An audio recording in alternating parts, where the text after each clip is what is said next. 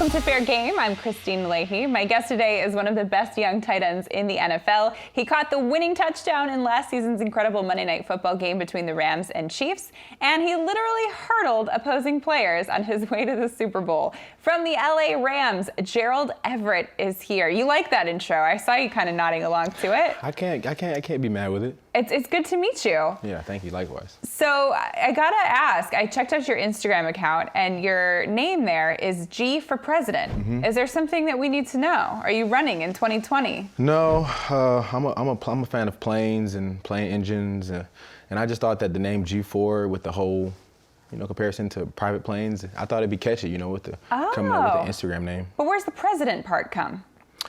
Oh, well, that can be multiple. That can mean multiple things. But, what things are we referring to in your case? President? Yes. And I carry myself in a more serious manner most of the time.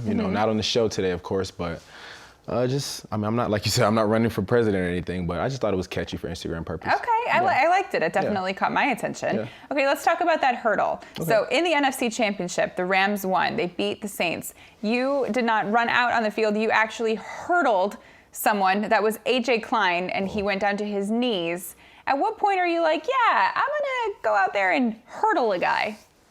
Well, initially it started off just as a celebration. We stormed the field, going to the Super Bowl, but then, I see a guy kneeling, and I'm like, all this adrenaline, and I just went with it. And next thing I know, I'm in the air, and one of his teammates tries to come cut me off, and that would have been ugly, but it was a great time for us. Yeah, were you worried that any of the Saints would try to get retribution for that? No, I don't think I was worried about that.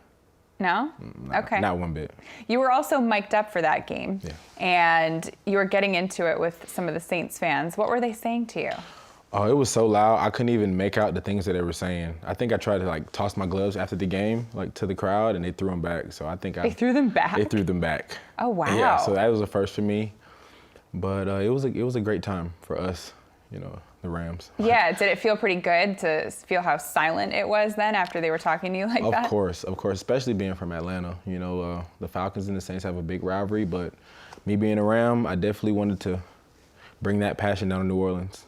I think that Saints players and fans are still really upset about the non-pass interference call. Of course. Okay, so that's my question to you. Had the roles been reversed, would you be upset about it? How would you feel? I played with this for a bit. I don't think that I would be too upset because, the game doesn't come down to one call or one specific play, or one pass thrown, however you want to put it. So, the Saints, you can't say that dictated the outcome of the game. Mm-hmm. It was 4 quarters, and they had an ample amount of time to win the game if they really. Yeah, that's how I feel too. It's a shame when they don't get the right call, but at the same time, you can't blame it on one call. It got 4 quarters. Especially, with it being an NFC Championship. Had it been a regular season game, will we be sitting here talking about it? No. I don't think so. Yeah, you're right. That's a good point. Yeah. So you guys go to the Super Bowl, which is in Atlanta, which is where you are from. Right. How did you handle the crazy amount, I'm assuming, of ticket requests that you got? I kind of just tuned it out a little bit. You just ignored everybody who asked? I just didn't answer calls from numbers I didn't have or didn't respond to texts of people I didn't know. And, you get voicemails and such, but it's like, where were you, 4 or 5 weeks ago? Why weren't you trying to come to the game then? But exactly. It's easy to differentiate the two. So okay. How many did you wind up having to get? What? Phone calls or what? Tickets. Oh, the league has a set amount of tickets that we can get. We can't exceed that amount. So I think I probably only got 7. 7? Mm-hmm. Okay, because sometimes guys will have to go out and buy them. Yeah. You're saying No, okay. And who was the most random person who came out of the woodwork in this time? Probably a teacher from elementary. Really? Yes. Had you kept in contact with them? No. No way. How did they get in touch with you? It beats me. So it's I guess if somebody wants your number that bad, then they'll find it. Wow. Did you answer? No. No. But the voicemail, I was like, okay, kind of makes sense, but I'm not gonna, call back and be like, oh yeah, so about those tickets. Yeah, let me get back to you. Yeah. Wait, what did the voicemail say? I'm very curious about this. Oh, hey Gerald, it's such and such, it's been a long time, glad to see you doing your thing, and, it's just wondering by chance if you had any extras, and it's like, okay, so about 8 seconds in this voicemail, I see where this is going. Wow, wow. I don't even know if I remember my elementary school teachers. Life we live. Yeah, that's crazy. that game obviously did not play out the way that you wanted it to, right? Yeah. What's the biggest kind of learning experience or takeaway that you can get from that? Just put your best foot forward, no matter the game or no matter the stage you're on, just even in business or in life in general, just put your best foot forward and let the chips fall where they may.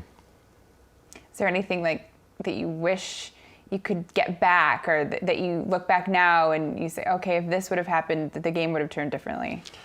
No, I don't really do too much regretting. I feel like things happen the way they did for a reason. So, New England and the Rams were in the Super Bowl for a reason. So, I guess it played out the way it was supposed to. So we'll just have to see, if we want to win it next year.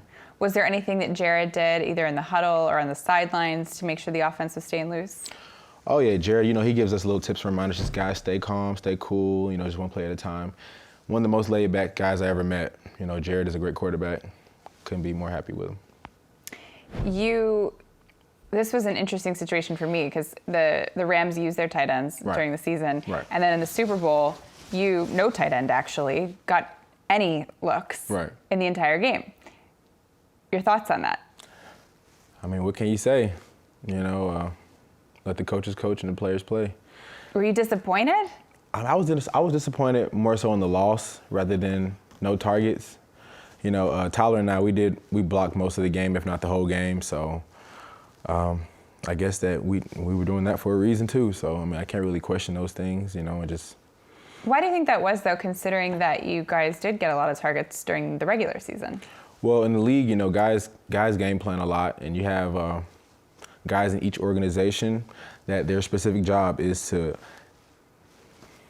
predict what the Rams are going to do or who they're going to go to. So the Patriots did a great job of game planning against us, and I guess they wanted more than we did. There's a lot of weapons on the Rams, but it seemed like at a certain point of the season, you and Jared really started to click. Was there a moment for you when you realized, okay, we've got something here? It would probably be the week of the Kansas City game. More so than the game itself. Just, Jared and I just clicking more and more in practice and, him trusting that whatever he puts up is going to come down, I'm going to have it. And I think that just kind of translated to the game on Sunday. So we're just going to keep growing and keep maturing together.